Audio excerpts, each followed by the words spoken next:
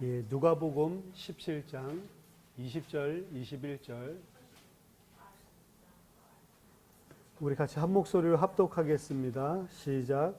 바리새인들이 하나님의 나라가 어느 때에 임하냐이까 묻거늘 예수께서 대답하여 이르시되 하나님의 나라는 볼 수 있게 임하는 것이 아니요 또 여기 있다 저기 있다고도 못하리니 하나님의 나라는 너희 안에 있느니라. 아멘.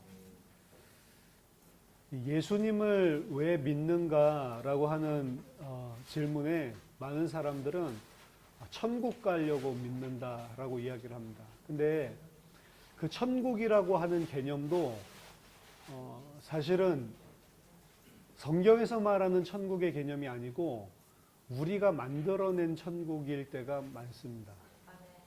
그래서 사람들이 가고자 하는 천국은 성경에서 말하는 천국과 달리 보통 일반적으로 불교에서도 극락에 가고 싶다, 극락 왕생하고 싶다, 죽고 난 다음에 좋은 세상 가고 싶다, 착하게 살면 좋은 곳에 가겠고, 그리고 못되게 살면 나쁜 곳에 가겠지. 그런 일반적인 개념에서 어떤 장소를 생각하는 그런 경우가 많습니다. 근데 성경에서 말하는 천국은 그런 것이 아닙니다. 천국의 가장 중요한 요소는 하나님의 통치라는 거예요. 그러니까 하나님의 통치를 받는 곳이 천국이지 내가 생각하는 그냥 낙원과 같은 곳, 그것을 천국이라고 하지 않아요. 근데 우리가 생각할 때 죽으면 지옥에 가면 안 되고 천국에 가야 된다라는 생각을 할 때 항상 내가 생각하는 천국은 그냥 낙원, 슬픔도 없고 눈물도 없고 고통도 없고 죽음도 없고 막 꽃이 만발하고 막 너무 아름답고 내가 원하는 모든 것들을 다 누릴 수 있는 너무너무 행복한 곳, 그곳을 천국이라고 생각한다. 뭐만 빠지냐면 하나님의 통치는 없어요. 내가 너무 원하는 곳. 그러니까 이 땅에서 가지지 못하지만 뭔가 저기에 가면은 굉장한 내가 원하는 참 행복이 있지 않을까, 이런 식으로 생각하는 데를 천국이라고 생각을 합니다. 그래서 그런 데를 가려고 천국을 가려고 예수 믿는다? 틀린 거란 말이에요.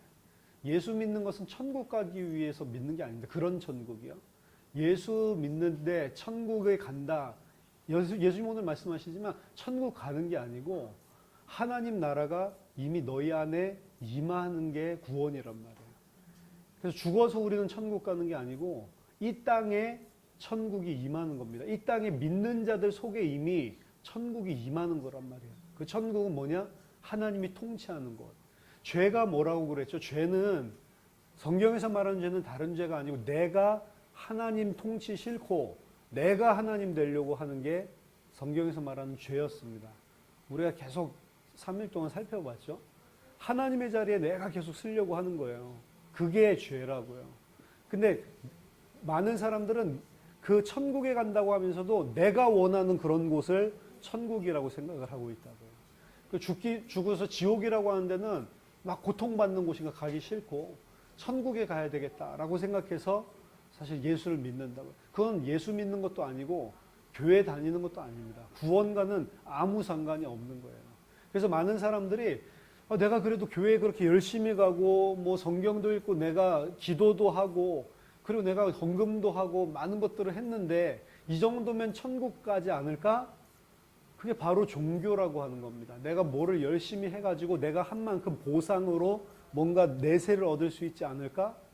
여러분이 하는 그 힘 가지고, 여러분들이 하는 그 헌신 가지고 절대로 보상받아서 하나님 나라에 들어갈 수 없습니다. 더더군다나 새하늘과 새 땅, 천국이라고 하는 것은 이미 이 땅에서 하나님의 통치를 받겠다고 하는 자가 죽어서도 하나님의 통치를 받는 나라에 사는 거예요.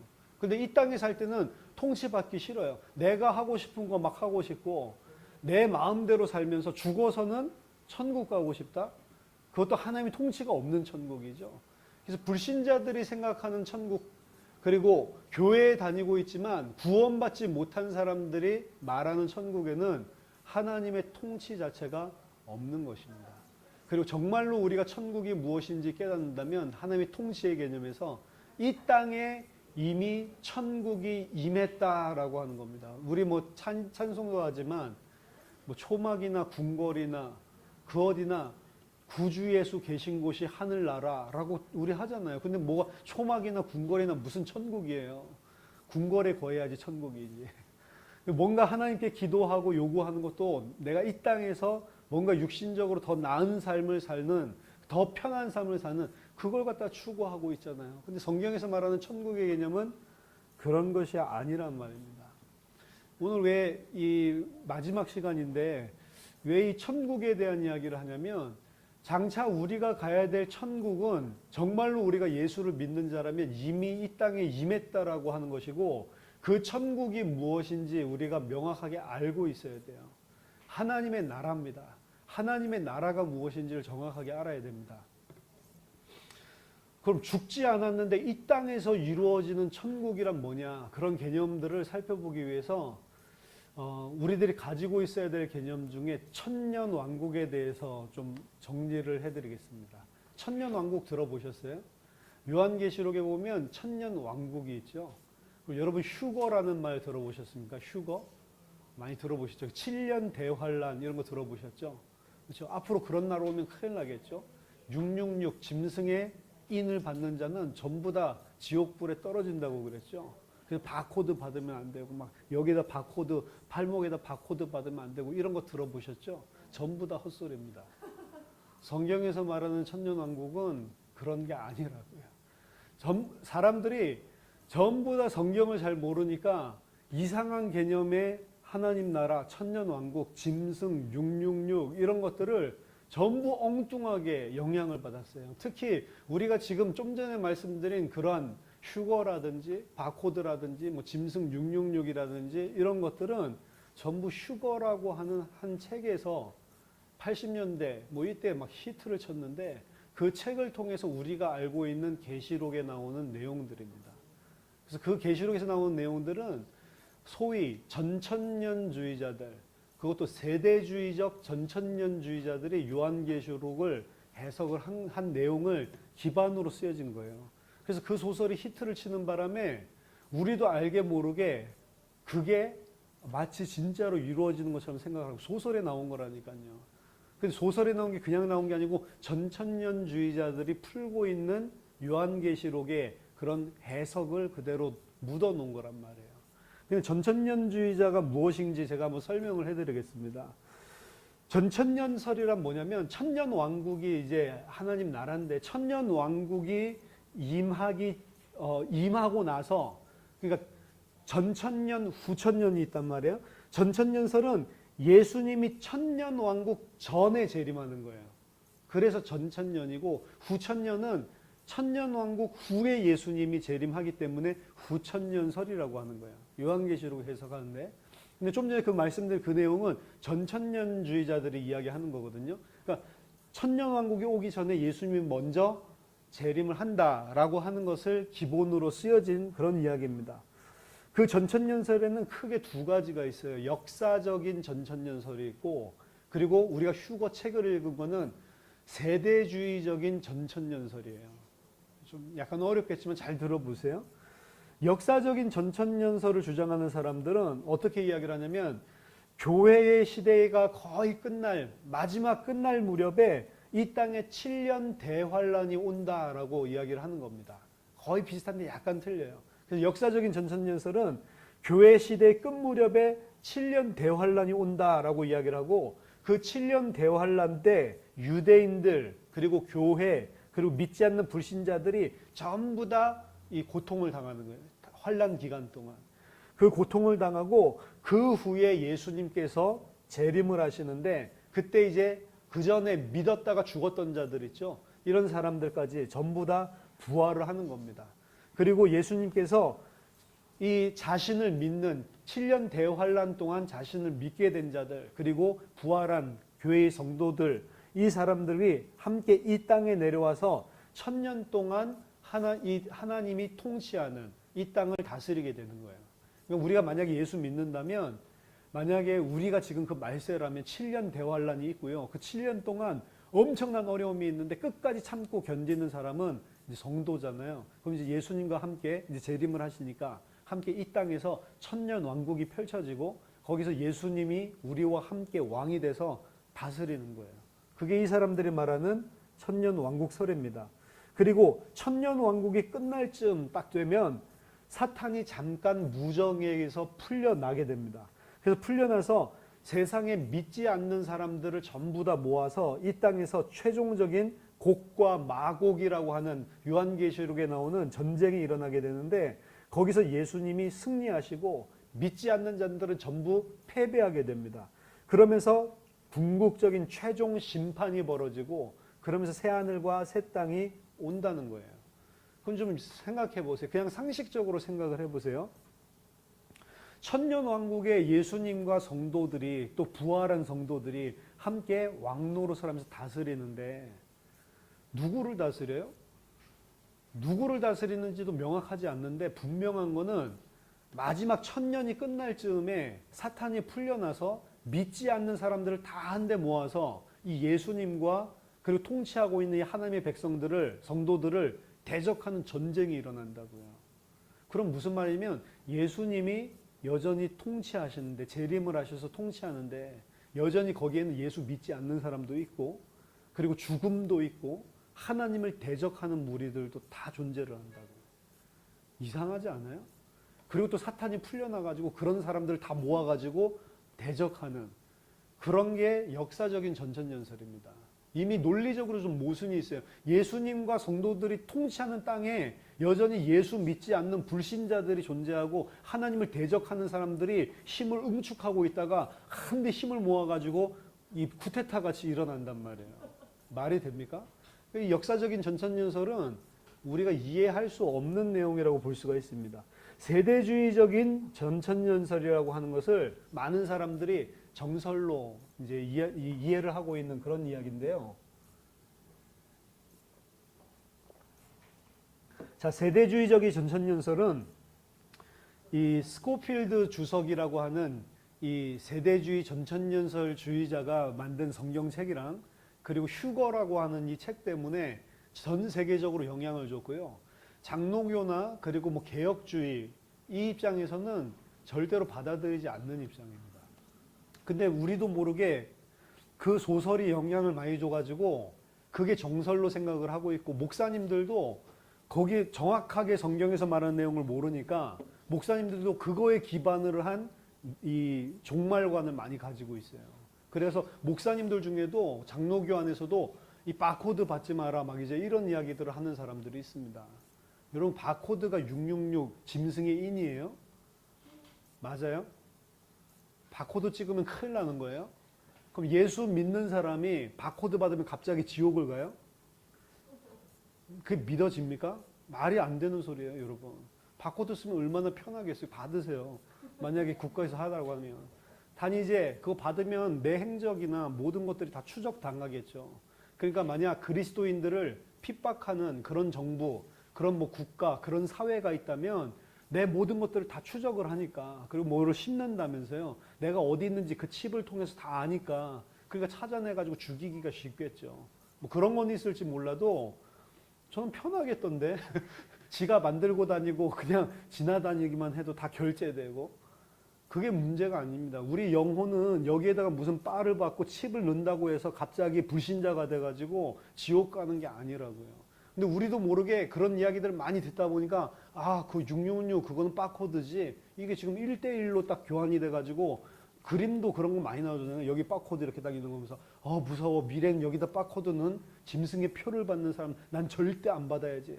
그거 안 받는다고 천국 가는 거 아니라고요. 예수 믿어야지 천국 가는 거지. 그렇죠?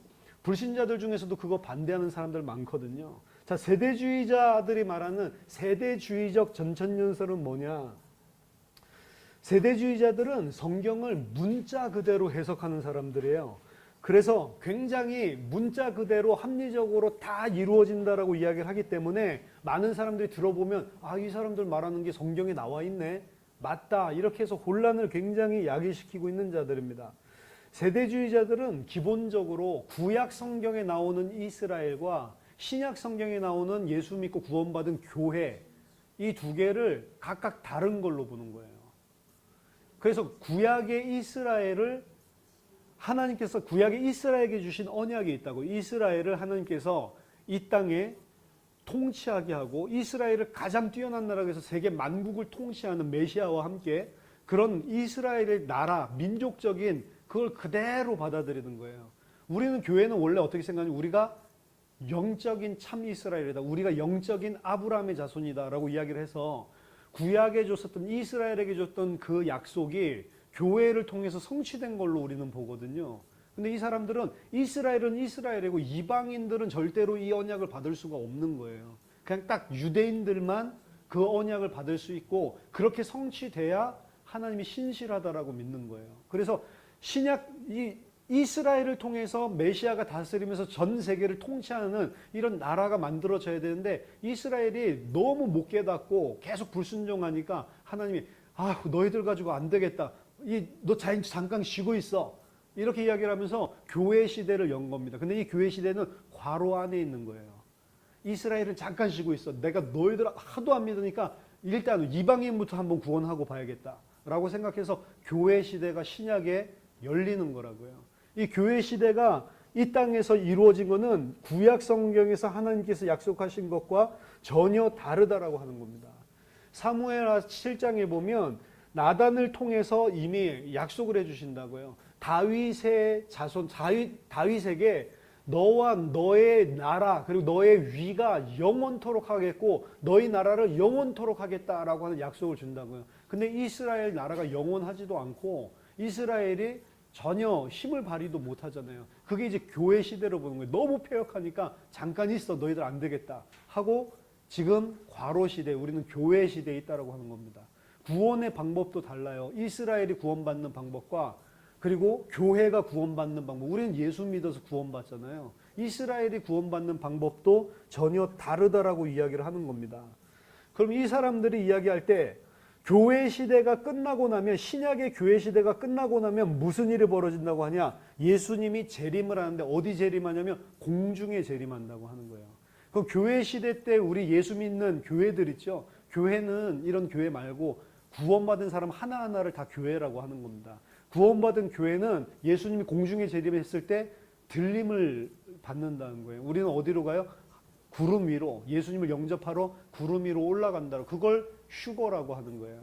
신약의 교회는 예수님과 함께 저기 구름 위에 예수님 공중에서 주님을 만나서 거기에 있고요. 이 그동안의 이 땅에서는 7년 대환란이 일어나게 되는 겁니다. 이 대환란 기간 동안 이제 교회는 이미 다 구원을 했고 이제 누구를 손보냐면 이스라엘을 손보는 거예요. 이 7년 대환란 기간 동안 이스라엘 사람들이 이 땅에서 구원을 받게 되는데 그 사람들의 수가 14만 4천 명이라고 하는 거예요. 14만 4천 명 들어보셨죠? 그래서 14만 4천 명이라고 하는 사람, 딱 이스라엘 사람 14만 4천 명만 구원을 하는 거예요. 그 7년 대환란 기간 동안에. 7년 대환란 기간 동안에 14만 4천 명의 이스라엘 사람들이 구원을 받고 이들이 복음을 전파하기 시작해요. 그래서 이들의 전파로 허다한 또 다른 이방인들 중에 구원받는 무리가 이 땅에도 일어난다라고 하는 것입니다. 그래서 이 땅에서 전쟁이 마지막 7년 대환란 끝에 일어나는데 그걸 보고 아마겟돈 전쟁이라고 하고요. 아마겟돈 전쟁에서 하나님이 승리를 하게 되고 이때 예수 대적하는 자들 전부 다 멸하면서 승리하고 예수님이 공중에 있던 예수님이 내려오시는 거예요. 내려와서 아마겟돈 전쟁에 승리를 하시고 이제 그 믿는 14만 4천 명 이스라엘과 함께 이 땅에서 천년 왕국이 벌어지는 겁니다. 그럼 교회는 어디냐? 아직 저희 공중 위에 있고요. 이 땅에 예수님과 이스라엘 사람들만 14만 4천 명 그들이 통치하는 천년 왕국이 천년 동안 벌어지는 거예요. 그리고 마찬가지로 이제 천년이 다 끝나갈 무렵에 사탄이 무적행으로부터 다시 풀려나가지고 이 땅에 믿지 않는 사람들 또 다 모아가지고 곡과 마곡의 전쟁을 벌이게 되는 겁니다. 그래서 예수님이 거기서 승리하시면서 그러면서 새하늘과 새 땅 거기는 이제 교회가 이제 다시 땅으로 내려와야죠. 그래서 그 교회와 또 이스라엘 13만 4천 명과 이 사람들이 이제 영원히 이제 하나님과 함께 새하늘과 새 땅에서 살게 된다라고 하는 이야기입니다. 이 세대주의 전천년설의 문제점도 예수님이 다스리고 있는 땅에 여전히 죄가 있고 사막이 있고 예수님을 대적하는 자들이 생긴다는 게 말이 안 되는 거고요. 그리고 이미 천국에 가 있었던 사람들이 내려와서 천년 동안 이 땅을 다스리다가 다시 또 천국에 올라가고 교회는 또 위에 있고 이 아래서는 또 새롭게 구원하고 이런 것들이 전부 다 말이 안 되는 거라고요. 그래서 실제로 개혁주의에서는 뭘 주장하냐면 무천년설을 주장하는 겁니다. 천년왕국이라고 하는 것은 어떤 천년왕국이 벌어졌다가 그 말미에 또 전쟁이 일어나가지고 또 심판이 있고 이런 것이 아니고 천년왕국은 교회 시대 자체를 이야기하는 거다라고 이야기하는 거예요.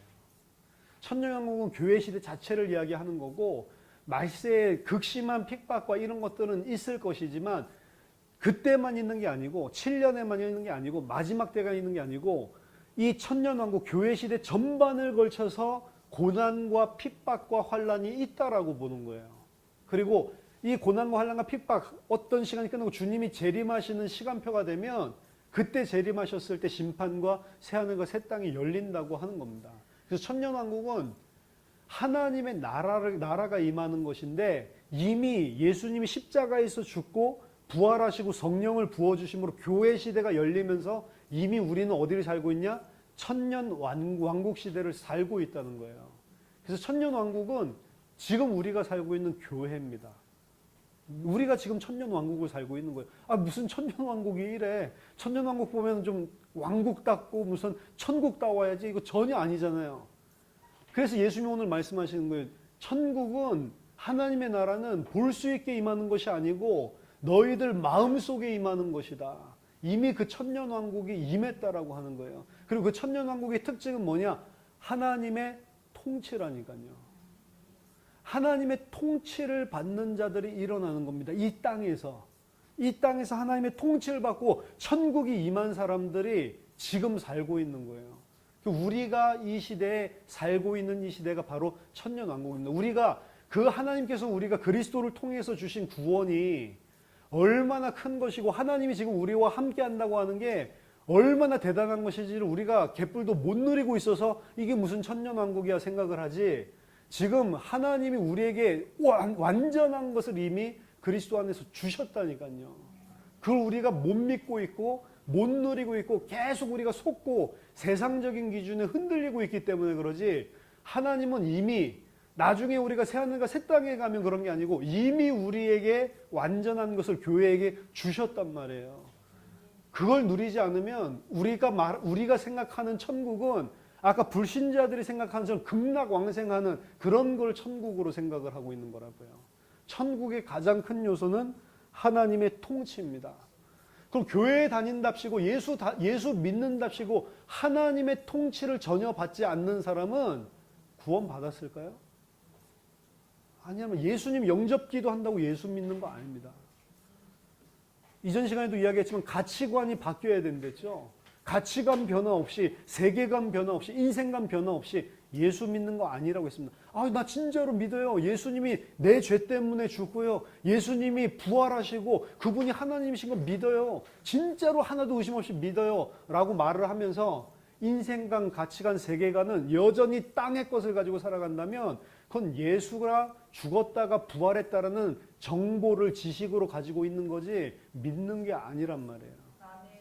믿으면 새로운 영으로 우리가 거듭나기 때문에 지식까지 전부 다 새로운 지식으로 바뀐다고 이야기했잖아요. 그게 하나도 안 바뀌었어요. 내가 원하는 것, 내가 추구하는 것, 내가 살아가는 내용, 내가 살아가는 방식, 모든 게 불신자들 예수 믿기 전과 똑같아.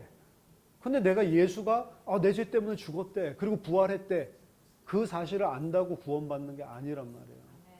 여러분, 교인들 중에 구원 안 받은 사람들이 훨씬 더 많다는 걸 알아야 돼요. 교회 다니고 있는 사람들 중에 구원 받은 사람보다 구원 받지 않은 사람이 훨씬 더 많습니다.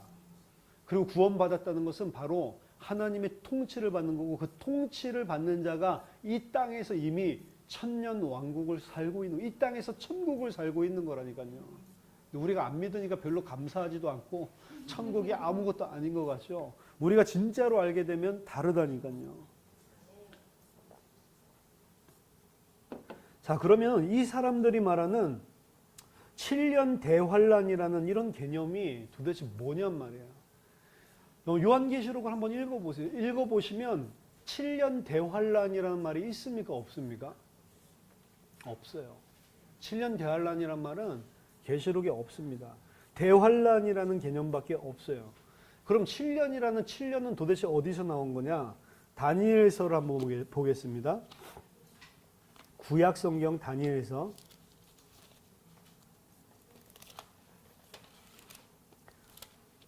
다니엘서 9장.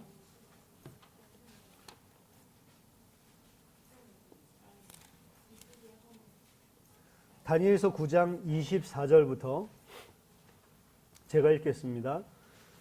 내 백성과 내 거룩한 성을 위하여 71회를 기한으로 정하였느니 허물이 그치며 죄가 끝나며 죄악이 용서되며 영원한 의가 드러나며 환상과 예언이 응하며 또 지극히 거룩한 이가 기름 부음을 받으리라.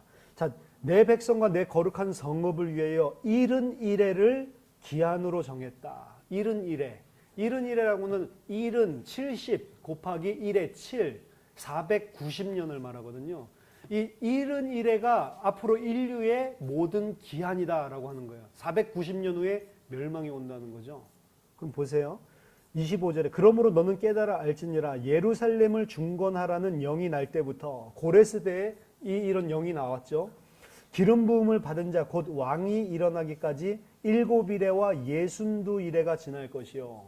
자, 71회가 인류의 종말인데 70일에까지 어디냐? 예루살렘 성을 다시 지어라. 이 명령이 날 때부터 기름 부음 받은 자 메시아가 일어날 때까지 그때가 얼마나 흘렸냐면 62일에와 7일에가 지났다고 돼 있죠. 그럼 62일에랑 7일에면 69일에죠. 그건 70일에 중에 69일에가 언제까지요? 메시아가 일어날 때까지. 그때까지가 69일에가 나머지 한 일에 남았죠.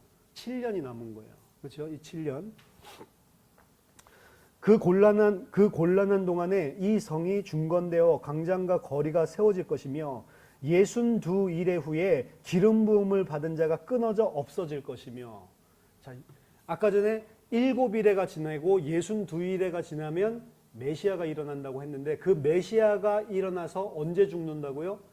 62일에 지나면 죽는다고 그랬죠. 그래서 69일의 안에 그리스도는 죽어야 되는 거예요. 그렇죠? 69일에가 지나는 동안 메시아가 일어나고 예루살렘 성이 중건되고 그리고 그 그리스도는 죽임을 당해야 되는 거예요. 그렇죠?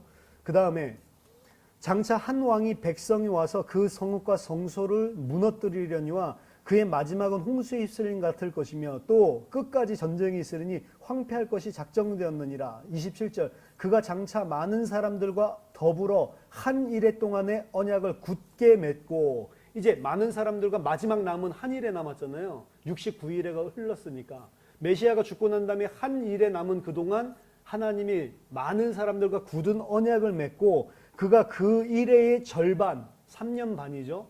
그 일의 절반에 제사와 예물을 금지할 것이며 그건 뭐냐면 예루살렘 성이 무너져서 더 이상 제사를 못 드리게 된다는 거예요.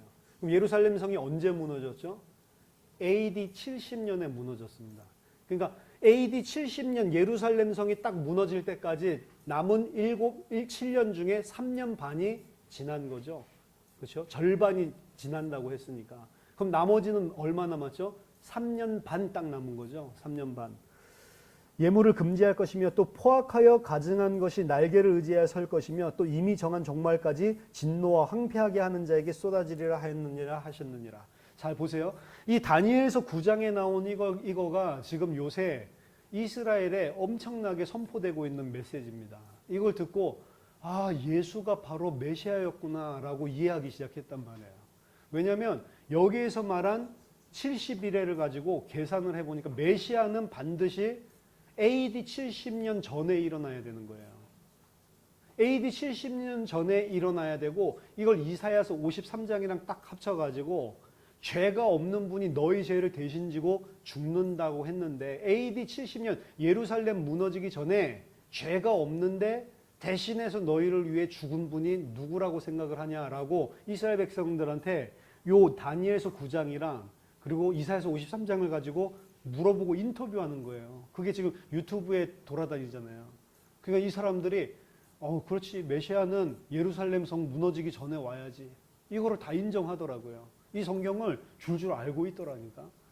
그럼 메시아가 이미 왔어야 되는 거 아니냐 그랬더니 갸우뚱 이러고 있어요. 근데 그 메시아는 누구냐? 이사야서 53장. 이게 이사야서 53장 우리는 오래전부터 메시아 언약이라고 생각을 했는데 유대인들은 최근에 들어서 이게 메시아를 예언하는 거다라고 해석을 하기 시작했단 말이에요. 그걸 딱 보여주니까 그럼 우리가 메시아를 죽인 거네. 예수가 메시아구나. 이래서 완전 충격받아가지고 그럼 나 이제부터 어떻게 하면 되냐. 막 물어보는 사람도 있고 한 10명 정도 인터뷰하는데 8명이 다 예수가 메시아다. 이걸 보고 그러면 이거 큰일 났네. 이러는 거예요. 그러니까 성경을 통해서 증거할 때 이거 이야기하는 거란 말이에요. 근데 예루살렘 성이 무너질 때까지가 딱 그러니까 7년에 3년 반이 딱 흘렸죠. 남은 7년에. 그럼 지금 남은 데는 3년 반 남은 거죠. 그렇죠? 이 3년 반이라고 하는 거, 지금 이 490년이라고 하는 거는 연수로 따져보면 전부 다 상징적인 숫자지. 이게 무슨 진짜로 3년 반이니까 딱 3년 반 아니란 말이에요. 예수님 죽고 난 다음에 3년 반 후에 예루살렘 성 무너졌냐? 아니잖아요. 예수님은 뭐 AD 30년대에 죽었다라고 치면 거의 40년 뒤에 무너졌는데요. 그러니까 이 지금 때라고 하는 거는 3년 반이라고 하는 문자 그대로 3년 반 이야기, 기간을 그렇게 이야기하는 게 아니라고요. 그럼 지금 이 예루살렘 성이 무너지고 나서 마지막 인류의 종말 때까지가 딱 3년 반밖에 안 남은 거죠. 이 예언에 의하면, 다니엘서에 의하면. 그 3년 반 기간을 보고 교회 시대라고 하는 거고 그 3년 반 기간을 보고 대환란 기간이라고 하는 거고 그 3년 반 기간을 천년 왕국이라고 하는 거예요. 그럼 우리는 지금 어디를 살고 있어요? 대환란 시대를 지금 살고 있는 거예요. 대환란 치고 괜찮죠? 그렇죠? 물론 대환란이 계시록에 나온 대로 마지막 때 극심한 핍박과 환란이 있을 것은 분명합니다. 그런 일들이 있을 거예요. 그렇지만 그렇다고 해서 마지막 그때만 환란이 있는 게 아니라고요. 여기서 말하는 기간, 교회 기간 전체 이 3년 반 기간 동안에 교회가 당하게 되는 이 세상의 환란을 이야기한다고요. 그 환란을 이야기할 때 우리는 항상 이제 예수 믿으면 다 잡아 죽인다 이것만 생각을 합니다. 하지만 계시록에 보면 사탄이 교회를 대적해서 싸우는데 교회를 대적해서 싸울 때 두 가지 가지고 대적해서 싸운다고요.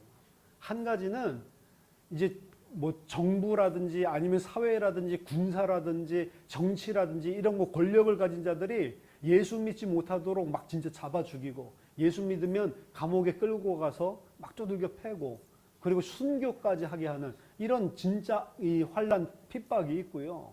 그걸로도 사단이 예수 믿는 자들 예수 믿지 못하도록 이 환란 기간 동안 그렇게 속이고 두 번째는 유혹과 그리고 이 사람들이 이 땅에서 취하게 만드는 세상의 쾌락 가지고 그렇게 한다고요. 이 땅에서 잘 먹고 잘 살아라. 이 땅에서 너희들이 성공한. 그래서 예수를 믿어도 성경에서 말하는 대로 예수 믿는 게 아니고 이 땅에서 너희가 필요한 것을 받아내기 위한 예수. 병 낫게 해주세요. 우리 사업 잘 되게 해주세요. 우리 아들 이렇게 하게 해주세요. 그럼 예수. 거짓 예수죠.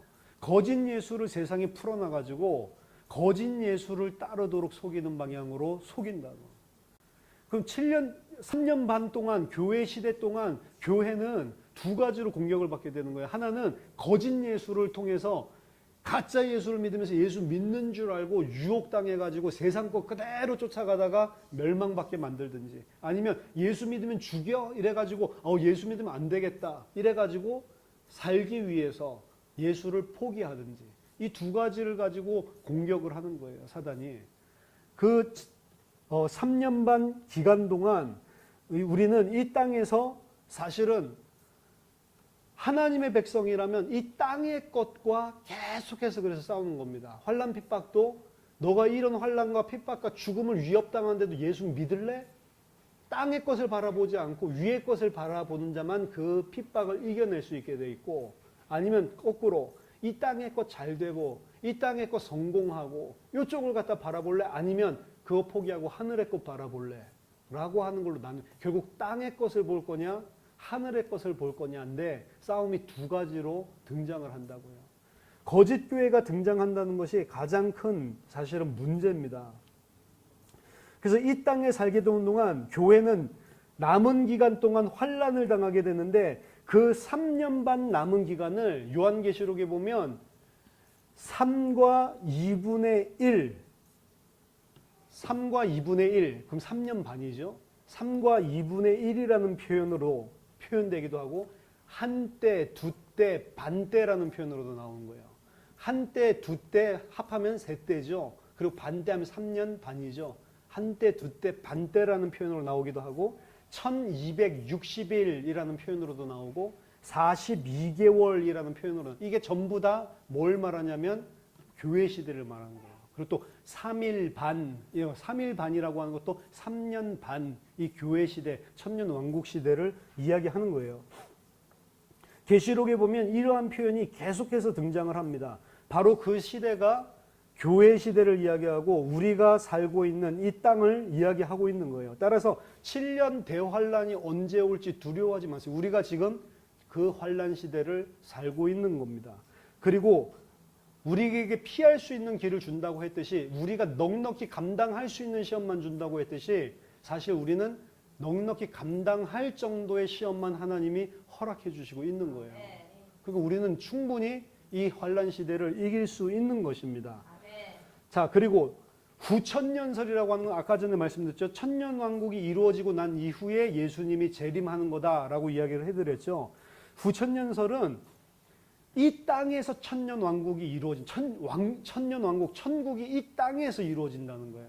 그래서 이제 예수님이 오시고 난 다음부터 이제 교회를 통해서 복음이 전파되기 시작하는데 복음이 전파되기 시작하면서 아, 그렇구나. 예수 믿는 사람이 점점 세상에 많아지는 거예요. 나중에는 전부 다 예수를 믿게 되고 전부 다 예수님 앞에 무릎을 꿇게 되고 그렇게 되면 어떻게 됩니까? 이 땅이 천국이 교회가 돼버리는 거죠. 그래서 복음이 전파되어지고 많은 사람이 예수 앞에 무릎 꿇으면서 이 땅이 천년 왕국과 같이 그래서 그리스도가 통치하는 땅이 이 땅 전체가 다 된다고 하는 거예요. 점차 밝은 세상이 된다고 하는 거고 이 땅의 교회의 고난은 없다라고 하는 겁니다.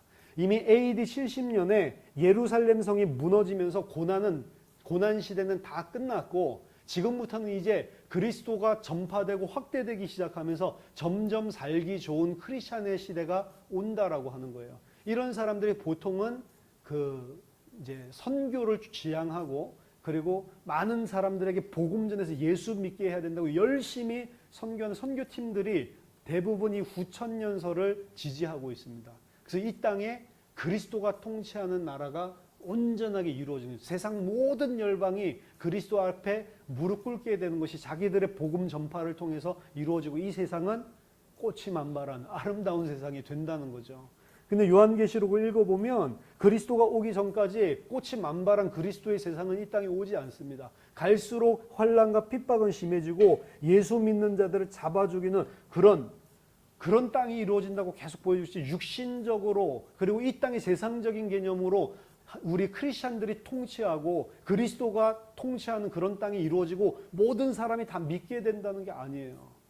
그래서 후천년주의자들은 그렇게 믿기 때문에 알미니안 계열의 생각이 딱 들어가 있습니다. 알미니안은 뭐냐면 하나님이 예정해서 구원받는 게 아니고 예수님이 구원을 다 열어놨고 이제는 우리가 전파를 해서 믿으면 구원받는다는 거예요. 사람이 믿고 결단을 해. 그래? 내가 믿을게. 성령으로 거듭나는 게 아니고 내가 믿을게 결심하면 하나님이 기쁘게 봐서 그 사람에게 성령을 주신다는 거예요. 그러면 이런 식으로 구원을 이해를 한다면 거꾸로 예수님 십자가에 못 박아 죽였는데 믿어 그랬더니 안 믿을래. 그거 왜 믿어? 아무도 안 믿어. 그럼 어떻게 되죠? 예수님이 전체 다 안 믿어. 예수님은 구하려고 죽었는데 아무도 안 믿어. 한 명도. 그럼 어떻게 되죠? 괜히 죽었네. 괜히 내가 와서 십자가에서 생쇼를 다 했네. 아무도 안 믿는구나. 그게 말이 돼요? 알미니아는 가만히 따지고 보면 말이 안 되는 이야기예요. 그러니까 내가 믿기 때문에 예수님은 길을 열어주고 이제 사람의 몫이다. 구원은 아니란 말이에요. 그렇기 때문에 우리가 아무리 열심히 해도 안 믿을 사람은 못 믿는 것입니다. 아무리 기도를 하고 복음을 전해줘도 택하지 않은 사람은 안 믿는 거예요. 우리는 늘 아, 저 사람은 꼭 구원 받아야 되라고 목표 정해놓고 무조건 그걸 갖다가 이루려고 하거든요. 그 기도가 필요 없다는 게 아니고 개념 자체가 내가 이렇게 태에 품고 열심히 기도하면 저 사람 반드시 돌아올 거야 라고 생각을 한다고요. 돌아올 수도 있고 안 돌아올 수도 있는 거예요. 가족도 마찬가지고. 그렇기 때문에 구원은 전적인 하나님의 영역입니다. 구원은 하나님만 하실 수 있는 거지 우리가 잘 전해준다고 다 무릎 꿇고 믿게 되는 게 아니에요. 그런 구원관에서 봤을 때, 그리고 하나님께서 영세전에 창세전에 택했다는 편을 봤을 때 후천년설은 이미 말이 안 되는 겁니다. 그리고 세상 사람들이 다 믿게 된다는 개념은 어디서도 나오지 않아요. 교회는 승리를 분명히 하지만 교회가 이 땅에서 얻는 승리는 우리가 생각하는 그런 육신적인, 세상적인, 가시적인 그런 승리가 아닌 겁니다. 진짜 그리스도인들이 승리하는 것은 그리스도 안에서 하는 승리예요. 스데반이 돌에 찍혀서 죽었잖아요. 그걸 보고 승리라고 하는 겁니다. 돌에 찍혀서 죽고 순교하면서도 하늘 보좌 위에 계신 예수 그리스도께서 서 계신 것을 보고 천사처럼 환한 얼굴로 돌에 맞아 죽으면서 주님 저들의 죄를 용서하여 주십시오. 저들은 무엇을 하는지 알지 못합니다. 라고 웃으면서 죽는 그게 바로 이 땅의 승리란 말이에요. 근데 세상적으로 봤을 때는 개죽음이죠. 괜히 말 잘못해가지고 그 돌에 찍혀서 죽는 거 아니에요. 뭐하러 그렇게 사람들 앞에서 자기네들 아픈데 너희들은 원래부터 계속 선지자 다 죽여왔지 뭐하러 그거 지적하다가 죽냔 말이에요. 근데 복음 말하고 죽는 것입니다. 그래서 세상에서 봤을 때는 아유 저 스데반 괜히 찍고 까불다가 돌 맞아서 죽었다라고 하면서 비웃을지 모르겠는데 크리스찬에게 있어서 교회에게 있어서 그거는 승리란 말이에요. 가시적인 승리가 아니고 영적인 그리스도 안에서의 하나님의 백성의 승리라는 겁니다. 그래서 예수 믿으면 이 땅에서 잘 살게 되고 예수 잘 안 믿으면 이 땅에서 못 살게 되고 이런 생각은 여러분 집어 던지시기 바랍니다. 아까 전에 우리가 전도서를 통해서 살펴봤지만 예수 잘 믿으면 복 받는 사람도 있고 예수 잘 믿으면 이 땅에서 완전히 고난의 삶을 사는 사람도 있는 거라고요. 예수 잘 믿기 때문에 다 부자 된다면 그거 쳐다보고 불신자들 다 올까봐 하나님이 다 숨겨놨다고요. 그리고 우리들의 기쁨은 이 땅에서 잘 되는 것에 있지 않습니다. 우리의 가치관은 이미 새로운 피조물로 거듭나면서 변화되었기 때문에 이 땅에서 저주받은 것 같은 삶을 살면서도 사실은 하나님께 감사하고 행복하고 평화로운 안식을 누리는 사람이 크리스찬인 거예요. 세상 사람들이 도저히 이해할 수 없고 세상을 감당할 수도 없는 것입니다.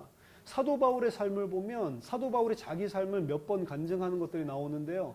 두들겨 맞고 배고프고 강도와 동족의 위험과 40의 하나가만매를 두들겨 맞고 40의 하나가만매 여러분 패션 오브 더 크라이스트 봤습니까?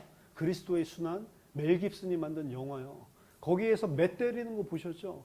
그 매를 수차례 두들겨 맞고 바울의 삶을 보면 그렇게 복음을 능력 있게 전했는데 사실 자기의 삶을 쳐다보면 정처 없이 떠돌아다니는 것처럼 뭐라고까지 표현하냐면 우리를 이 세상의 끄트머리에 앉아가지고 저주받은 그런 구경거리로 하나님께서 우리를 만들었다라고 고백을 한다고요. 그러면서 이렇게 배고픔과 추위와 어려운 가운데서도 그리스도 전하려고 생을 걸고 살았던 사람이 그게 바울이라고. 그게 대단한 사람이 아니에요. 아까 전에 제가 말했던 것처럼 엘리트들 모아놓고 막 집회하고 다니고 그런 게 아니라니까. 그런데 우리는 거꾸로 생각을 합니다. 결국에 사도들은 전부 다 순교당했어요. 바울도 목 잘려서 죽었죠. 네로한테. 그러니까 결국에는 다 죽었는데 우리는 예수 믿으면 잘 돼. 그럼 그 사람들은 뭐예요? 카타콤 아십니까 여러분? 초대교회는 핍박을 피해가지고 카타콤으로 숨어들었는데 카타콤은 지하 동굴이에요. 지하 무덤이에요. 그때 당시에 있었던 무덤을 미리 파놓는데 그 지하로 내려가가지고 살았다고. 왜냐하면 위에 있으면 기독교인을 계속 잡아 죽이니까. 그래도 예수 믿고 예배 드려야 되기 때문에 예배 드리려고 이 사람들은 지하 동굴로 지하 무덤으로 숨어 들어간 거래도요. 그 무덤이 환경이 얼마나 좋겠어요. 나쁘겠죠. 습기, 햇빛 하나도 들지 않고. 카타콤에서 태어나서 카타콤에서 죽은 사람들이 허다하다고요. 카타콤에서 태어나서 60평생을 카타콤에 살다가 죽는다니까요.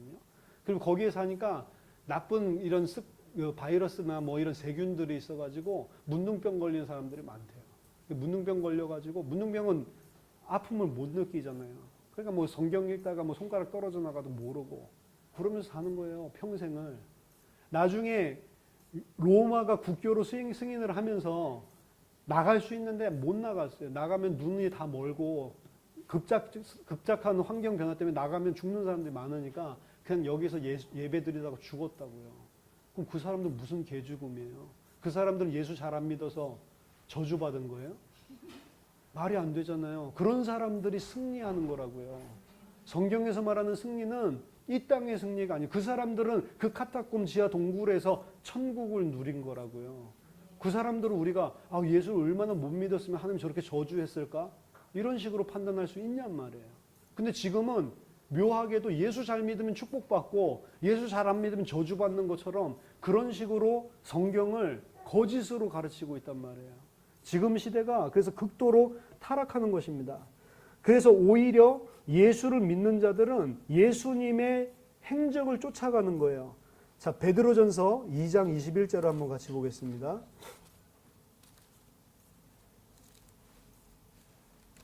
베드로전서 2장 21절 보니까 이를 위하여 너희가 부르심을 받았으니 그리스도도 너희를 위하여 고난을 받으사 너희에게 본을 끼쳐 그 자취를 따라오게 하려 하셨느니라.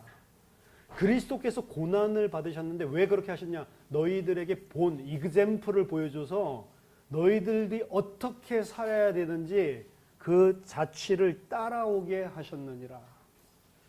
예수님이 이 땅에서 고난당하시고 배반당하시고 결국에 십자가에 못 박혀 죽으면서도 우리에게 그것을 본으로 보여주셨다라고 이야기하고 우리도 그렇게 살아야 된다라고 이야기. 성도는 이 땅에서 고난의 삶을 살아야 되는 겁니다.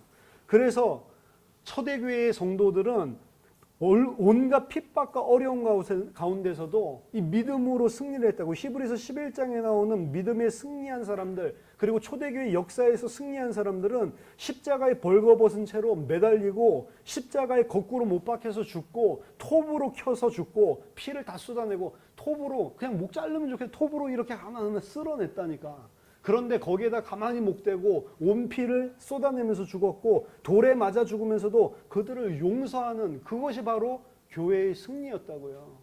끔찍하죠.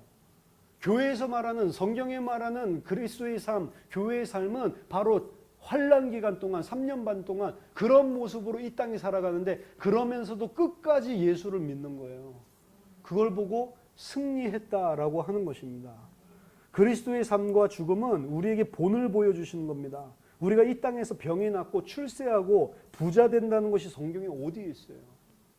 신약 성경에 그런 개념은 하나도 없습니다.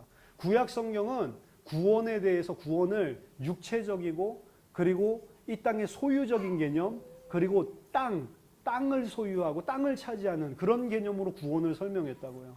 그래서 뭐 욥에게도 보면 욥이 믿음을 가졌을 때 처음에 자기 자녀들 다 죽었잖아요. 근데 나중에 자녀를 2배로 주시죠. 그런 식으로 표현을 한 거라고요. 여러분들이 욥이 됐다고 생각해 보세요. 3명 있는 자녀들 다 죽고 새로운 자녀 6명 주면 기쁩니까? 그냥 3명만 있어도 좋으니까 원래 있던 자녀들 계속 사는 게 좋지. 그런 식으로 상징적으로 표현을 해준 거예요. 왜냐? 모르니까 영적인 것들을. 근데 신약 시대에 와서 그리스도를 통해서 구원이 완성되고 계시가 완성되고 하나님이 드러내려고 하는 뜻이 온전하게 드러난 신약 성경에서는 구원받은 자의 육체적인 육신적인 이 세상 속에서의 축복받고 돈을 벌고 이런 걸 구원으로 표현하지 않았다고요. 단 한 군데도 그렇게 표현된 게 없어요. 전부 끌어다 쓰는 구약 성경이라고요. 구약에서 그런 식으로 복받았다더라. 오히려 신약 성경에서 복받은 자들의 죽음은 자기 생명을 담보로 전혀 절대로 믿음을 타협하지 않고 자기 죽기까지 순종하는 모습을 승리하는 모습이라고 그리고 있는 것입니다. 따라서 우리는 가시적으로는 이 땅에서 고난과 죽임을 당하는 거예요. 요한계시록 13장 보겠습니다. 요한계시록 13장 7절에 보니까 이 짐승 이야기가 13장에 나오는데요. 그 짐승이 또 권세를 받아 성도들과 싸워 이기게 되고 각 족속과 백성과 방언과 나라를 다스리는 권세를 받으니 죽임을 당한 어린 양의 생명책에 창세 이후로 이름이 기록되지 못하고 이 땅에 사는 자들은 다 그 짐승에게 경배하리라 이야기가 나옵니다. 여기 보니까 이 짐승, 하나님을 대적하는 자가 성도들과 싸워 이기게 되는 권세를 받았다라고 이야기를 합니다. 언제요? 이 3년 반 교회 시대 동안. 그래서 세상 권세 가진 자들이 더 힘이 센 거예요. 예수 믿는 사람보다 불신자들, 타 종교 섬기는 사람들, 사단을 숭배하는 자들이 오히려 이 세상에서 더 많은 것들을 가지고 그걸 가지고 그리스도인들을 잡아 죽이게 되는 거예요. 계시록 11장 1절 보세요. 또 내게 지팡이 같은 갈대를 주며 말하기를 일어나서 하나님의 성전과 제단과 그 안에서 경배하는 자들을 측량하되 성전 바깥마당은 측량하지 말고 그냥 두라. 이것은 이방인에게 주었은즉 그들이 거룩한 성을 42달 동안 짓밟으리라. 42달 뭐라고요? 3년 반. 그렇죠? 내가 나의 두 증인에게 권세를 주리니, 이 두 증인이라고 하는 것은 교회를 말합니다. 그들이 굵은 베옷을 입고 1260일을 예언하리라. 1260일, 3년 반이잖아요. 그러니까 1260일, 3년 반 동안, 42달 동안 교회는 굵은 베옷을 입고 예언한대요. 하나님 말씀을 전한대요. 굵은 베옷은 사람 죽었을 때, 장사 지낼 때 입는 옷이에요. 이 땅의 교회는 장사 지내면서 고난을 당하면서 애통하면서 슬퍼하면서 말씀을 대언하는 거예요. 그게 이 땅의 교회의 모습이라고 했습니다. 교회를 짓밟을 수 있는 권세를 42달 동안 사단에게, 짐승에게 줬다니까요. 그러니까 이 땅에서 이 모습을 가지고 살아가는 겁니다. 7절도 보세요. 그들이 그 정언을 마칠 때에 무적행으로부터 올라오는 짐승이 그들과 더불어 전쟁을 일으켜 그들을 이기고 그들을 죽일 터인즉 그들의 시체가 큰 성 길에 있으리니 그 성은 영적으로 하면 소돔이라고도 하고 애굽이라고도 하니 곧 그들의 주께서 십자가에 못 박히시는 곳이라. 백성들과 족속과 방언과 나라 중에서 사람들이 그 시체를 사흘 반 동안을 보며 무덤에 장사하지 못하게 하리로다. 사흘 반 뭐라고요? 3년 반. 그러니까 3년 반 동안 이 땅에서 죽임을 당한다라고 이야기하는 거예요. 우리는 증언을 하는데 무적에게서 나온 사단이 전부 다 교회를 잡아 죽인다고 하는 겁니다. 그 잡아 죽인 곳이 예루살렘이라고 그러죠. 십자가라고 그러죠. 예수님 죽으신 그곳. 그곳에 우리 성도도 서게 하는 거예요. 내가 고난받은 것 같이 너희도 나의 자취를 따라서 고난받도록 본을 보여줬다라고 아까 베드로전서 2장 21절에서 이야기했잖아요. 성도도 마찬가지로 이 땅에서 죽임을 당하는 겁니다. 그래서 사도들도 우리가 죽임을 당하기로 예정된 사람처럼 이 세상의 끝에 미만해 두셨도다라고 이야기를 하는 거예요. 근데 그것을 감사함으로 받아들이는 거라니까요. 10절, 11절 보세요. 3일 반 후에, 이제 3일 반, 3년 반 교회 시대가 흘러가고 난 후에 하나님께로부터 생기가 그들 속에 들어가매 그들이 발로 일어서니 구경하는 자들이 크게 두려워하더라. 하늘로부터 큰 음성이 있어 이리로 올라오라 함을 듣고 구름을 타고 하늘로 올라가니 그들의 원수들도 구경하더라. 아멘. 이 3년 반의 이 기간을, 교회 기간을 거치고 나면 생기가 그들 안에 들어와서 두 발로 일어서게 되고 부활하게 되고 주님 있는 곳으로 올라가는데 그때 원수들이 그걸 쳐다보고 이게 무슨 일이냐 놀라는 그 마지막 시간표가 온단 말이에요. 그게 주님의 재림의 시간표, 심판의 시간표입니다. 그때까지는 교회는 계속해서 고난과 환난과 어려움을 당하는 거예요. 죽임을 당하는 겁니다. 죽임을 당하지만 끝까지 나는 예수 믿겠다고 하는 거예요. 그들의 말씀으로 이기는 겁니다. 12장에도 보세요. 하늘에 큰 이적이 보이니 해를 옷 입은 한 여자가 있었는데 그 발 아래에는 달이 있고 그 머리에는 12별의 관을 썼더라. 이 여자가 아이를 베어 해산하게 되며 아파서 애를 쓰며 부르짖더라. 이 여자는 누구를 말하냐면 교회를 말합니다. 그리고 그 교회가 부르짖으면서 해산하는 아이가 있죠. 그 아이는 누구냐면 5절 보세요. 여자가 아들을 낳으리니 이는 장차 철장으로 만국을 다스릴 남자라. 그 아이를 하나님 아까 그 보좌 앞으로 올려가더라. 그 아이는 누구예요? 철장으로 만국을 다스리시는 분? 예수 그리스도죠. 교회가 예수 그리스도를 낳았다라고 이야기를 합니다. 그거는 예수 그리스도를 통해서 교회가 탄생했는데 왜 교회가 예수를 낳았다라고 이야기를 하냐면 여자를 구원하기 위해서, 교회를 살리기 위해서, 그 교회의 필요성 때문에 그리스도께서 오시기 때문에 여자가 나왔다는 표현을 쓰는 거예요. 교회 때문에 그리스도가 왔기 때문에. 그리고 그 그리스도는 이 땅에 나서 하늘리 하나님 보좌 앞으로 올라갔죠. 그럼 그 여자는 어떻게 됩니까? 6절에 그 여자가 광야로 도망하며 거기서 1260일 동안, 그렇죠, 또 그를 양육하기 위하여 하나님께서 예비하신 곳에 있더라. 하나님께서 1260일 동안 여자 교회를 양육시킨다. 양육시키기 위해서 예비된 곳이 어디냐? 바로 이 땅입니다. 여러분, 우리가 교회고 우리가 하나님의 백성인데 우리를 양육하기 위해서 이 땅을 하나님이 준비해 놓으신 거예요. 우리를 어떤 자로 양육하기 위해서 이 땅을 준비해 놓으셨냐? 어떠한 고난과 환난과 핍박, 또 어떠한 유혹과 어떠한 우리를 속이는 쾌락과 즐거움과 이 땅에 풍요로움이 있다 하더라도 이 두 가지로 사단이 속인다고 했죠. 그 두 가지에 무릎 꿇지 않고 하나님만 주로 섬기고 하나님만 나의 왕으로 섬기고 그리스도 하나님의 백성으로 살아갈 수 있는 자로 만들기 위해서 우리를 이 땅에 살게 하신 거예요. 내가 그게 완성되면 나는 죽는 것입니다. 나는 그거 완성하고 죽는 거예요. 이 땅에서 나를 부인하고 나는 없고 오직 그리스도만 의지할 수 있는 자로, 그 사람이 되기 전까지는 계속해서 환난과 고난을 통해서 우리를 하나님만 전적으로 의지하고 하나님께 모든 것을 다 순종하는 자로 바꾸게끔 계속해서 우리를 연마시키는 거예요, 사실은. 그래서 우리에게 고난이 있는 겁니다. 이런 상황과 환경 속에서도 너 예수님만 순종할 수 있어? 라고 물어보는 겁니다. 너 이런 상황 속에서도 세상과 타협하지 않고 주님만 믿을 수 있어? 그 환난과 시험을 인내로 통과한 자들에게만 주어지는 게 새하늘과 새 땅이란 말이에요, 사실은. 그래서 이 땅에 사는 동안에 인내로서 구원을 이루라라고 하는 겁니다. 그 구원은 한 번에 이루어진 것이지만 우리가 성장하면서 결국에 그 어떤 것도 타협하지 않고 그리스도 앞에만 무릎 꿇을 수 있는 자로 성장을 하고, 그 성장한 것이 제가 어제 말씀드린 창세기 22장의 아브라함의 수준에 이른 것이 장성한 자라니까요.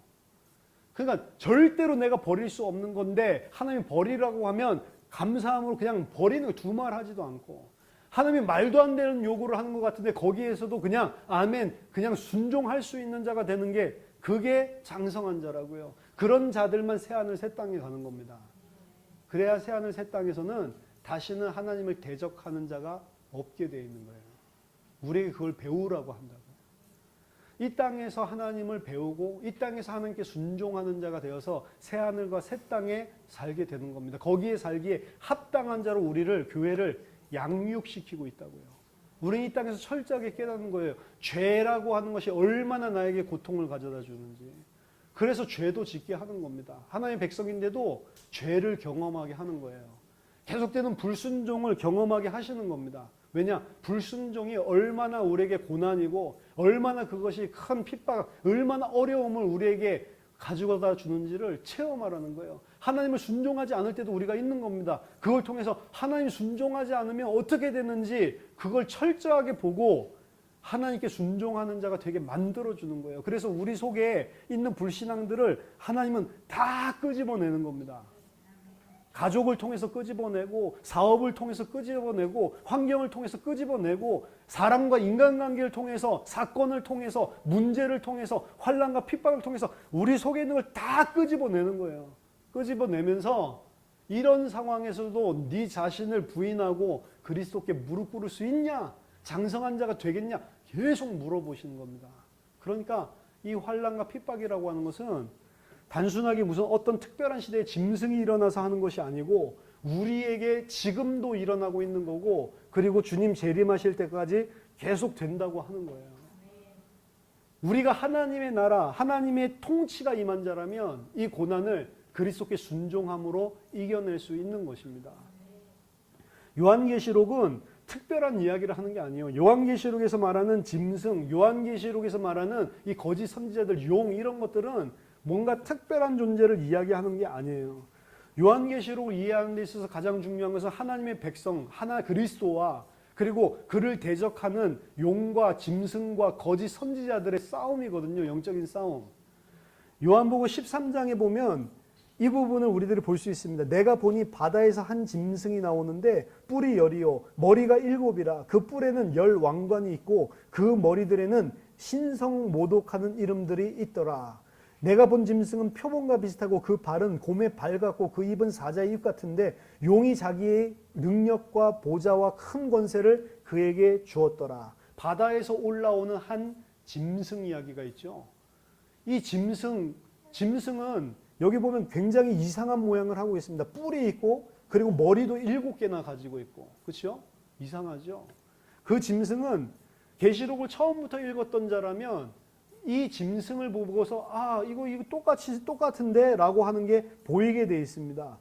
이 짐승은 이미 12장 3절에 등장을 하고 있어요. 똑같은 형태로 하늘에 또 다른 이적이 보이니 보라 한 큰 붉은 용이 있어 머리가 7이요 뿔이 10이라 그 여러 머리에 7 왕관이 있는데, 똑같죠. 머리가 7개고 뿔이 10개고 왕관을 쓰고 있죠. 근데 여기서는 용이라고 이야기했고 이 용은 어디에서 와요? 하늘에서 왔다고요. 하늘의 용 그리고 바다의 짐승. 근데 생긴 거는 머리도 7개고 뿔도 10이고 왕관들을 쓰고 있고 거의 비슷해요. 뭘 이야기하고 있는 걸까요? 도대체 이게 신비스러운 것을, 이 괴물들의 이야기는 신비스러운 이야기를 하고 있는 것이 아닙니다. 용은 분명히 이야기하고 있습니다.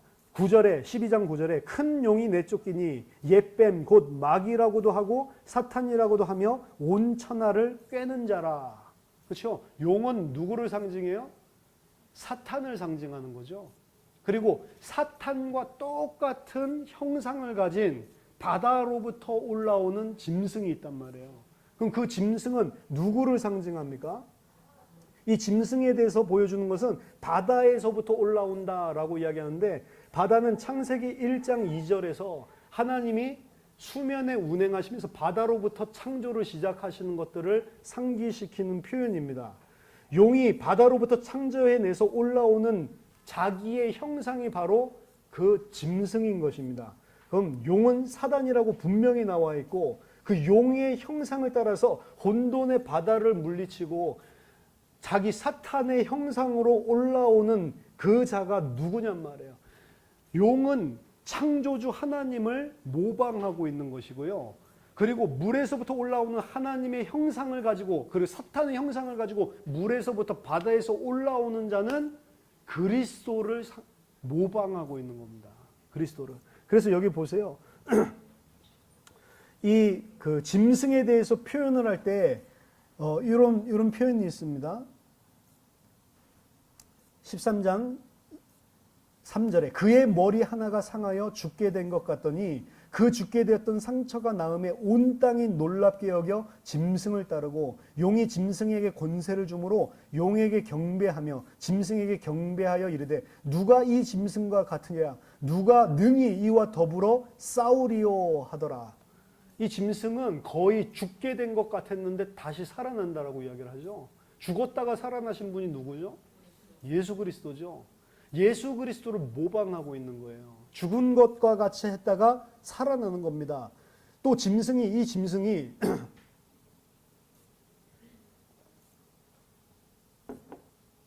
5절에 과장되고 신성모독을 말하는 입을 받고 또 42달 동안 일할 권세를 받았다. 또 42개월 나오죠. 짐승이 입을 벌려 하나님을 향하여 비방하되 그의 이름과 그의 장막 그 하늘에 사는 자들을 비방하더라. 그리고 권세를 받아서 전부 다 싸워서 이기게 되죠. 누구든지 다 거기에 전부 다 무릎 꿇게 된다라고 이야기를 했습니다. 그래서 이 짐승은 죽었다가 살아난 자고 죽은 것 같이 하다가 살아난 것 같이 하고, 그리고 용에게서 권세를 받아서 온 땅과 온 민족을 다스리게 되죠. 예수님이랑 똑같은 거예요. 예수님이 죽었다가 부활하셔서 하나님께 권세를 받아서 만국을 통치하잖아요. 그러니까 거짓 하나님, 용, 그리고 거짓 그리스도가 바로 짐승인 것입니다. 그럼 거짓 성령은 없습니까? 거짓 성령이 있습니다.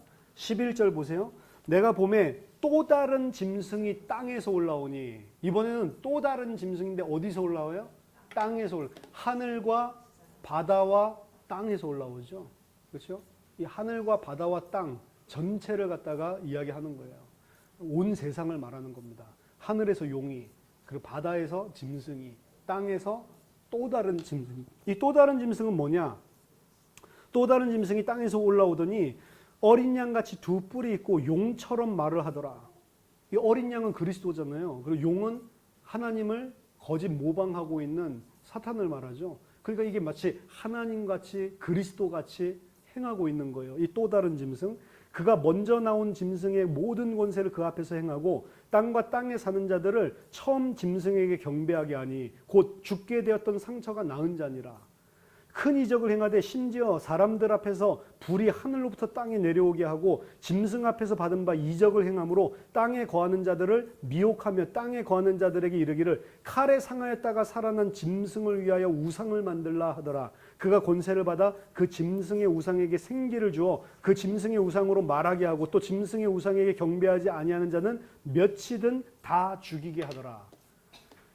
기적과 이적을 일으키면서 이 또 다른 짐승은 뭘 하고 있어요? 사람들로 하여금 그 기적과 이적을 보고 이 짐승을 경배하게 한다고. 이게 사도행전에 성령이 이적과 능력을 행해서 사람들로 하여금 그리스도를 믿게 하는 것과 똑같은 일을 하고 있는 겁니다. 기적과 능력과 표적을 행하면서 사람들이 예수가 아니고 죽었다가 살아난 것 같은 예수 비슷한 요거를 믿게 만든다고요. 그 일을 누가 해요? 이 또 다른 짐승이 하는 겁니다. 이 또 다른 짐승은 계시록 16장 13절에서는 거짓 선지자로 표현을 해요. 거짓 선지자. 그래서 거짓 선지자 역할을 하면서 뭘 믿게 만들어요? 거짓 그리스도를 믿게 만든다고요. 자 보세요. 이게 희한한 것이 아닙니다. 계시록에서 이야기하는 용과 짐승과 또 다른 짐승, 이거는 성부, 성자, 성령 하나님을 거의 비슷하게 모방하고 있는 사탄의 세력을 말하고, 말세 때의 많은 자들이 이 거짓 선지자, 기적과 이적으로 말미암아서 예수님을 믿는 게 아니고 이 짐승을 믿게 만든다고요.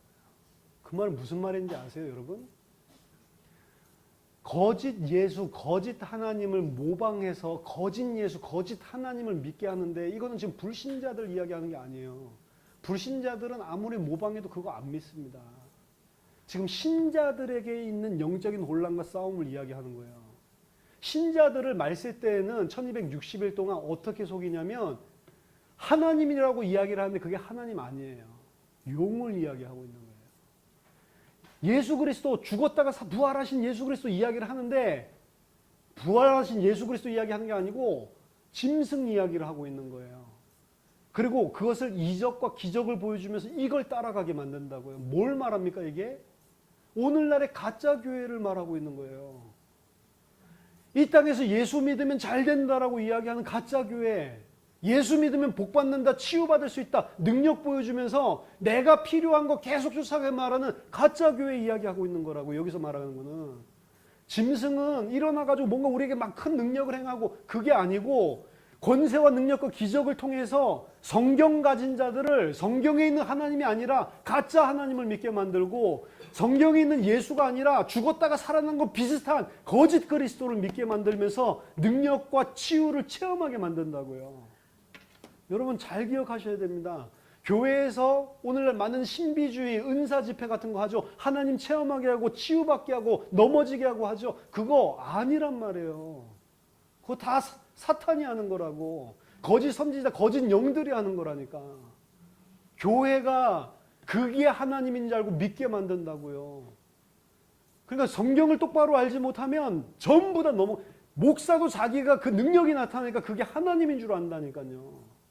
목사도 속여야지 이래서 속이는 게 아니고 예수 이야기한다고 하는 거예요. 근데 성경에서 말하는 예수가 뭔지, 믿음이 뭔지를 모르니까 자기도 모르게 거짓말을 하고 있는 거예요. 예수 믿으면 복 받는다고. 어디 성경에 42달 동안 복 받는 게 어디 있어요? 고난을 받는다고 돼 있는데. 이 땅에서 그건 거지같이 살라는 말이에요. 그 말이 아니에요. 이 땅에 우리는 고난을 당하고 사는 거지, 이 땅의 가치를 가지고 이 땅에 뭐 장망성을 쌓고 사는 게 아니란 말이에요. 근데 계속 이 땅에 뭐를 쌓으라고 하잖아요. 교회 목회도 이 땅에 뭔가를 삐까뻔쩍한 교회를 세우려고 하잖아요. 그게 전부 다 뭘 믿고 있는 거예요? 짐승을 믿고 있는 거라니까. 그러니까 짐승을 표를 받지 말고 유의해서 살펴보라는 거예요. 그래서 666이다 그 숫자는. 666은 뭐냐? 바코드가 아니에요. 잘 살펴보라. 지혜 있는 자는 살펴보라고 이야기를 하잖아요. 같이 계속 읽어보세요. 16절에 그가 모든 자 곧 작은 자나 큰 자나 부자나 가난한 자나 자유인이나 종들에게 그 오른손에나 이마에 표를 받게 하고 누구든지 이 표를 가진 자 외에는 매매를 못하게 하니 이 표는 곧 짐승의 이름이나 그 이름의 수라. 지혜가 여기 있으니 총명한 자는 그 짐승의 수를 세어보라. 그것은 사람의 수니 그 수는 666이니라. 지금 이들이 행하고 있는 것은 가만히 살펴보니까 777은 성삼위 하나님을 말하는 거거든요. 7은 완전수, 신을 말해요. 7이 성삼위, 하나, 둘, 셋, 그 37, 옛날에 그 37, 치약, 37 손톱깎이 이런 것도 있는데, 777, 그거는 하나님, 성삼위 하나님을 이야기한다고요. 근데 그들이 이야기하는 것들을 듣고 그들을 자세하게 살펴봐라. 그들은 666이니 짐승의 표다라고 이야기한다고요. 그들이 이마에 낙인을 찍어주는데 그 낙인은 666이래요. 그 말은 뭐냐면 이들이 말할 때는 계속 너희들이 이렇게 해서 하나님의 백성이 되었다라고 인을 찍어주는데 하나님도 인을 찍어줍니다. 14장 1절에 또 내가 보니 보라 어린 양이 시온산에 섰고 그와 함께 14만 4천이 서 있는데 그들의 이마에는 어린 양의 이름과 그 아버지의 이름을 쓴 것이 있더라. 우리는 하나님이 자신의 이름으로 인을 찍어줬다고요. 그렇죠? 말하자면 이거를 666이라는 표현을 하면 우리 이마에는 뭐가 찍혀 있어요? 777이 찍혀 있다고요. 하나님의 것은. 근데 하나님 믿는 줄 알고 쫓아갔는데 그들의 인은 그들의 손에는 뭐가 찍혀 있어요? 666이 찍혀 있다고요. 짐승의 것이라는 그 짐승의 것이라는 걸 어떻게 할 수 있죠? 이들은 땅의 것만 바라봐요.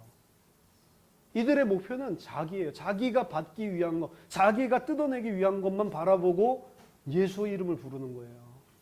짐승 섬기는 자들이 짐승의 이름으로 기도합니다. 안 그런다니까요. 예수님 이름으로 기도한다니까요. 그러니까 죽었다가 살아난 것 같은 자라고 이야기하는 거예요. 예수님을 말해주는데 사실은 짐승 이야기를 해주고 있는 거예요. 왜? 육신적인 걸 따르게 하니까. 하나님을 따르게 하는 것 같은데 사실은 용을 따르게 하는 거예요. 왜냐? 하나님의 자리를 계속 점하게 하니까. 그걸 보고 짐승, 용, 거짓 선지자라고 하는 거예요. 오늘날의 교회가 복음을 제대로 알지 못하고 하나님의 말씀을 제대로 알지 못하면 예수 믿는 줄 알고 살다가 다 지옥 간다니까요. 그렇죠? 이 말씀을 듣고 그런 일들을 행하는 자들은 이를 갈게 되는 거예요. 나보고 지금 짐승이라고? 나보고 거짓 선지자라고? 그래도 어쩔 수 없어요. 근데 왜 성도들이 계속 땅의 것을 바라보고 가냔 말이에요. 간증시키는 거 이런 것들 진짜로 저는 보면 완전히 저게 사탄이구나. 누구 간증시킵니까? 열심히 100일 기도했더니 하나님의 사업에 축복된 사람, 그 사람 데리고 와서 간증시키는 거 아니에요. 그렇죠? 그 기독교 아닙니다. 그 짐승을 섬기고 용을 섬기는 것입니다. 교회 안에 근데 오늘날 그런 게 한두 개입니까? 다 그러고 있는데 치유 집회요? 그런 거 한 적이 없어요. 성경에서 병 낫기 위해서 기도하라고 하는데요. 내일 기도에 대해서 주일날 말씀, 기도 그런 거 아니에요. 그러니까 실제로 우리가 너무나 모르고 우리도 모르는 사이에 짐승을 쫓아가고 있는 거라니까요. 그게 말세에 일어나는 혼란 시대입니다. 그래서 이 용이 물을 내뿜어 가지고 교회가 떠내려가게 한다니까요. 물은 세상 것, 혼돈의 세력, 창세전에 하나님의 창조를 반대했었던 그 물을 갖다가 뿜어내는데 생명수랑 다른 거잖아요. 거기에 전부 다 혼란스러워가지고 다 휩쓸려 내려간다니까요. 그러니까 많은 사람들이 마지막 때 주님 앞에 와서 주님, 내가 주님의 이름으로 귀신을 쫓아내며 주님의 이름으로 권능을 행하며 주님의 이름으로 선지자이지 하지 않았습니까? 어떻게 나를 모른다 하십니까? 불법을 행하는 자다 난 너 도저히 모른다라고 하죠. 안타까운 거예요. 하나님의 백성들이 계속 거짓 가르침을 듣고 그게 신앙인 것처럼 생활을 하고 있다니까. 계속 멸망받을 짓을 하고 있는 겁니다. 계시록은 특별한 이야기가 아니에요. 계시록은 마지막 때 무슨 3년 반 대환란, 7년 대환란 일어난 그때만 필요한 메시지가 아니고 교회는 1세기부터 주님 오실 때까지 다 이 시대를 살고 있는 거고 지금 우리도 그 시대를 살고 있는 거예요. 예수님 말씀하셨잖아요. 마지막 때가 언제입니까? 징조를 보여달라고 하니까 마지막 때는 처처에 기근이 일어나고 전쟁이 일어나고 이런 이야기를 하시죠. 기근이 일어나고 전쟁 안 일어난 적이 언제 있었어요? 지금이 바로 마지막 때라는 이야기예요. 마지막 때가 되니까 전쟁 원래 계속 일어났다니까요. 역사를 살펴보세요. 지금이 바로 마지막 때라는 이야기입니다. 지금 우리가 3년 반 환란 시대를 살고 있는 거예요. 지금 우리가 42개월을 살고 있는 거라고요. 지금이 바로 교회를 잡아 죽이는 그런 때입니다. 그리고 교회를 거짓 유혹으로 전부 다 끌고 가서 거짓 영에 속아서 미혹돼서 지옥 보내는 그런 시대라고요. 교회 써놓는다고 교회 아닙니다. 성경에 있는 대로 믿지 않으면 알지 못하면 교회 될 수 없는 거예요. 우리는 이 땅에 살고 있지만 천년 왕국을 살고 있는 사람들입니다. 하나님의 나라는 눈에 볼 수 있게 임하는 것이 아니요 너희 안에 이미 이루었느니라. 하나님의 통치를 받고 살아가는 것입니다. 저 여러분들이 하나님 말씀을 배워야 돼요. 하나님 말씀을 알아야 됩니다. 우리가 열심히 배워서 성경에서 말하는 신앙으로 전부 다 새롭게 바꿔야 돼요. 저도 잘 몰라서 여러 가지 헛소리들을 했다고요. 저도 잘 몰라서. 그러니까 여러분들은 얼마나 더 모르겠어요. 우리가 배워야 됩니다. 성경을 성경대로 배우고 성경 안에 있는 믿음을 가져야 돼요. 안 그러면 우리는 예수 믿는다고 그렇게 고난받아가면서 했는데 마지막에 가보니까 지옥 가면 어떻게 할 거예요? 제가 침묵이라고 하는 소설을 읽었는데요. 이것까지만 하고 마칠게요. 침묵이라는 소설을 읽으면서 너무 가슴 아프더라고요. 천주교 사제가 이 종교개혁에 대항해가지고 이 반종교개혁 이 세력이 일어납니다. 천주교 안에서. 그게 이제 예수회라든지 이제 이런 선교단체인데 예수회가 반종교 세력이라서 기독교인들을 개혁교회가 먼저 다른 땅 차지하기 전에 우리가 먼저 가서 선교를 하자고 그래서 천주교 캐톨릭을 먼저 심어놓자고 엄청나게 왕성하게 선교를 추진하거든요. 그렇게 추진해서 들어갔던 나라가 일본입니다. 일본 기독교보다도 천주교가 더 먼저 들어왔고 우리나라도 마찬가지고 이 사람들은 엄청나게 먼저 선점하자라고 해가지고 엄청나게 활발하게 퍼져나간다고요.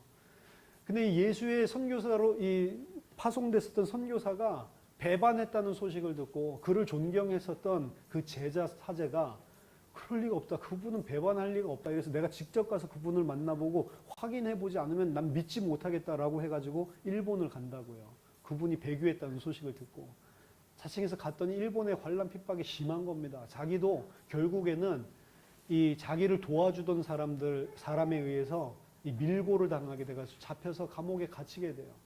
감옥에 갇혀서 죽어야 되겠다라고 생각을 하거든요.